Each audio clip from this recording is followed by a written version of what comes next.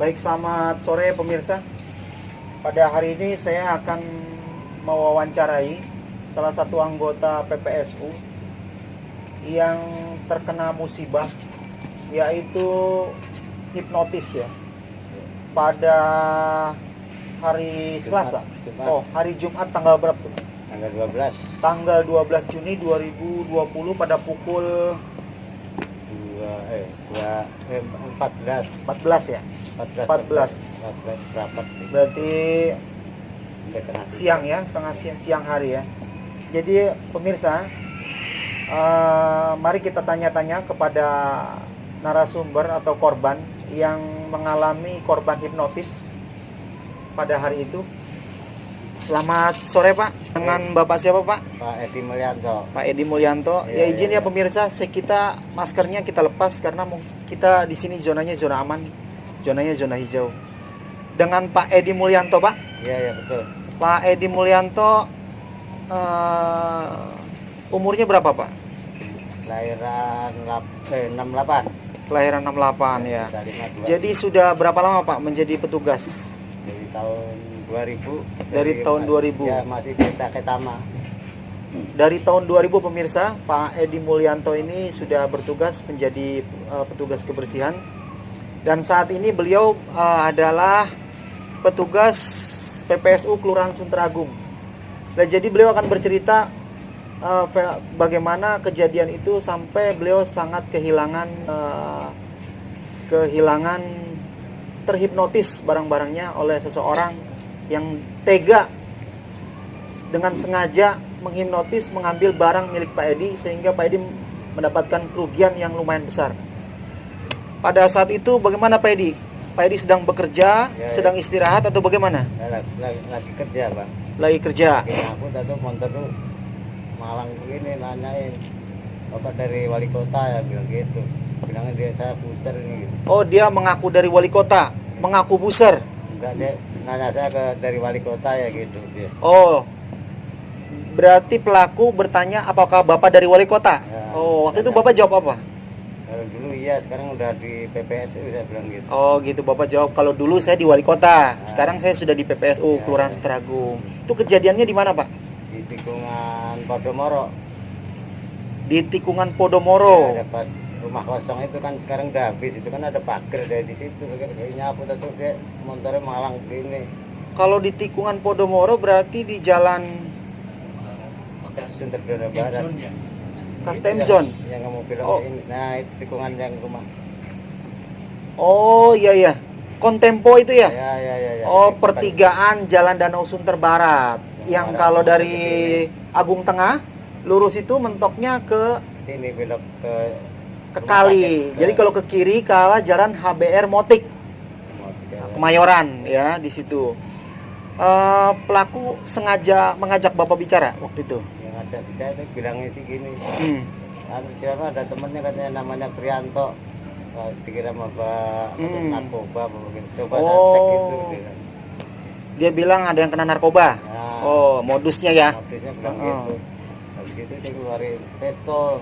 Dia kan pakai kalung kayak anggota polisi itu dia. Oh gitu. Coba ini saya periksa gitu. Oh, dia mengeluarkan pistol. Ya. Terus sengaja memeriksa Bapak. Oh, terus bagaimana? Kira mungkin narkoba. Ya ke sono katanya ada ini bilang, oh, temennya Prianto katanya. Ada temennya katanya. Oh, narkoba gitu. Jadi pemirsa, pelaku itu mengaku dia sebagai polisi, intel atau bagaimana? Ya intel.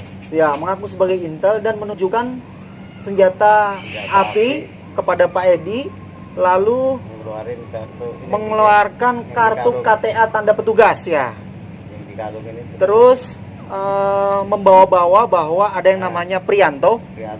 Prianto terkena kasus narkoba dan mengajak bicara Pak Edi tujuannya untuk menganggap Pak Edi sebagai temannya. Ya, temannya. Oh gitu ya.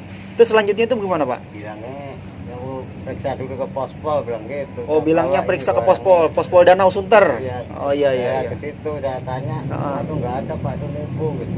Bilang gitu. Jadi pada saat itu Pak Edi kehilangan barangnya di mana Pak posisinya Pak? pas di situ ya masih di tikungan situ kan dia bilangnya kan barang tuh mau bawa ke pos-pos periksa nggak bawa apa-apa masa diperiksa kan ATM.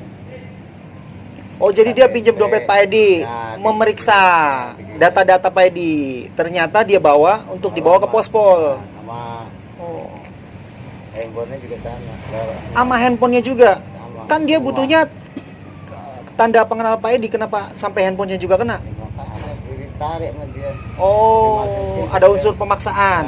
Berarti bukan dihipnotis dong Pak Edi. Semacam ditekan aja gitu ya. Oh, dulu nih katanya bilang. ya karena Pak Edi merasa dia adalah petugas polisi gitu ya. Iya betul. Oh iya. Pada saat itu Pak Edi tidak merasa ada hal yang tidak wajar atau memang Pak Edi merasa itu adalah polisi? Kayaknya nggak wajar, kita tunggu Pak. Tengah manggil Pak ini Enggak, pada saat kejadian waktu dia nanya-nanya itu Pak Edi merasa ada yang tidak wajar tidak? Kayaknya nggak wajar kayaknya. Iya. Nah, Cuman apa daya ya? Nah, Dia lebih takut- kerasnya, tekanannya lebih tinggi ya. takut lari dari sini pistol ditembakin apa? Oh iya iya. Dia begini kalau kan kewer-kewer gitu. Mana sih biasa bentuk pendek. Jadi mohon maaf ya Pak Edi ya. Ya. Dalam dompet itu ada berapa nilai uangnya Pak Edi? Kalau itu di dompet ada 1 juta lebih sih. Di dompet ada 1 juta lebih. Ya. Luar biasa. Kalau apakah itu juga uang gaji ya Pak Edi ya? Ya, Yang belum lama diambil gitu ya? Ya, Karena ya, ya. waktu itu emang belum lama tanggalnya ya, Ya. setahu saya ya. kan ada THR sama Jadi gaji. di dalam dompet Pak Edi ini ada uang 1 juta lebih pemirsa. Terus handphonenya juga dibawa oleh pelaku. Handphonenya merek apa Pak Edi? Pipo, Merek 12. Pipo. Pipo apa tuh? Pipo 12 Pipo 12 Bang. Pipo 12. Iya iya. Nilainya kira-kira berapa tuh? Kemarin hampir 3 juta. Wah, Allah karim. 3 juta pemirsa nilai handphone dan uangnya ada 1 juta, belum lagi surat-surat yang sangat penting di dalam dompet itu. Jadi kita miris sekali ya. Ini adalah dalam minggu ini pemirsa, ini adalah korban yang kedua. Ada korban selanjutnya yang nanti akan kita wawancara juga, namanya Ibu Tioria. Ini Pak Edi, kejadiannya berbeda tapi korbannya sama. Beliau adalah petugas PPSU Kelurahan Sunteragung.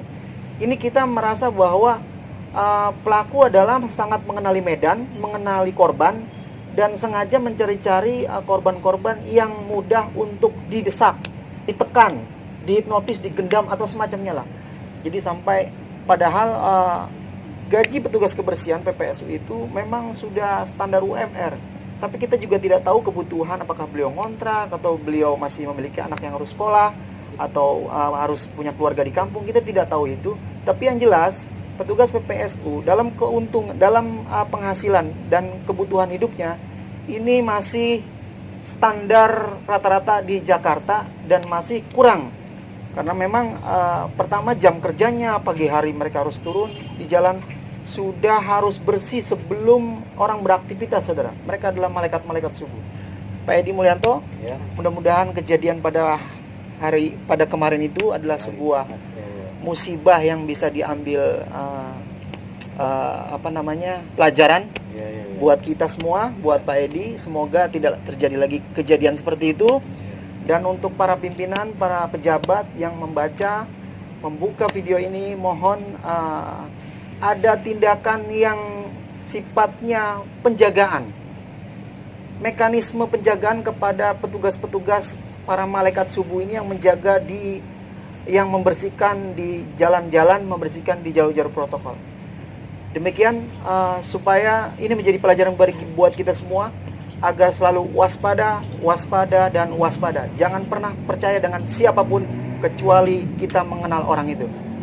Baik pemirsa, demikian wawancara kita pada sore hari ini bersama Pak Edi Mulyanto, PPSU Kelurahan Sunteragung. Selamat sore dan sampai jumpa.